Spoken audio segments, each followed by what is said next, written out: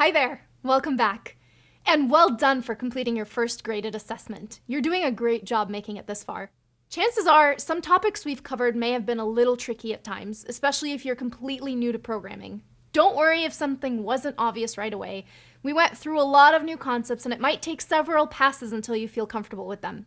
And that's totally normal. We all went through it when we were learning how to code. In the previous module, we explored some basic concepts like programming and automation.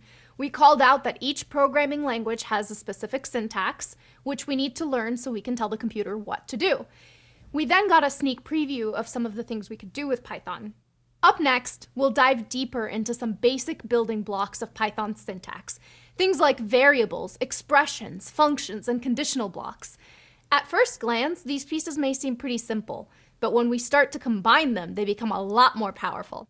Understanding a programming language's syntax isn't too different from learning a spoken language. For example, the best way to learn Spanish is to visit a Spanish-speaking country. Immerse yourself in the culture, listen to the people, then figure out how to arrange the words to form a sentence that another speaker can understand. The same is true for programming. When you immerse yourself in Python programming, you'll learn how to formulate statements of code that the computer can understand. This is called syntax. Okay, so as you go through the next few videos, keep in mind that our main goal is to learn the language's syntax. So we'll focus on how to tell our computer what to do, not on how to get it to do complicated tasks.